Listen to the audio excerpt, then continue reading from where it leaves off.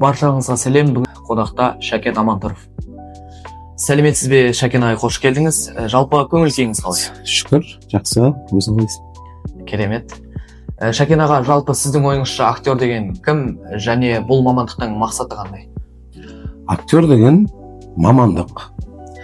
Бұл мамандықтың мақсаты әртүрлі кейіпкерлерді әртүрлі тағдырларға жан бітіру. Актер болу үшін ең маңыздысы не? Табиғи талант па, әлде күнделікті еңбек пе? Талант деген 1% болады, еңбек 99% болады.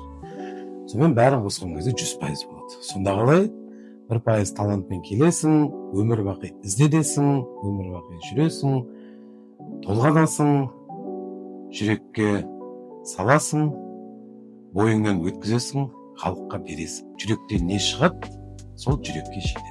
Сонда демек, талант емес, еңбектің арқасында келеді. Жалпы рөлге ену процесі қалай өтеді? Және бір кейіпкерге ену үшін актерға не істеу керек?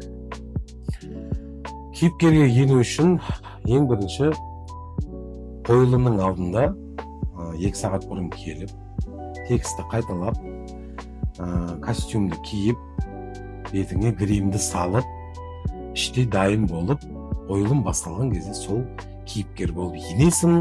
Қойылым біткеннен кейін бетіңнен гримді сүртіп тастағаннан кейін өз қайтадан адам болып шығасың. Рахмет. Және мен секілді актер болғысы келетін жас буынға қандай ақыл кеңес айтқыңыз келеді? Біріншіден, сен болашақта актер мамандығын таңдағаныңа мен өте қуаныштымын.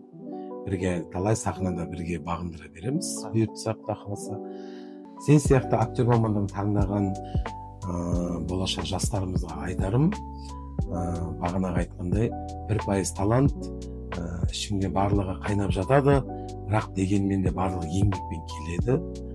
Шелек тұзды жеп, вагон термен соны шығарасың. Демек қалай өмір бақи ізденесің, оңай жерде нан жоқ, сондықтан өнер жолы өте ауыр жол дейді. Сол жолға, сол ауырлыққа төтеп беремін, соған жігерім жетеді, мен болашақта өнер адамы боламын дейтін болсаңдар, арттағы, алдағы барша қиыншылықтарға төтеп беруге күш-жігерлерің сарқылмасын. Рахмет. Баршаларыңызға рахмет, және Шәкен ағай, сізге де рахмет, сұхбатымызға келіскеніңізге. Саған рахмет. Рахмет.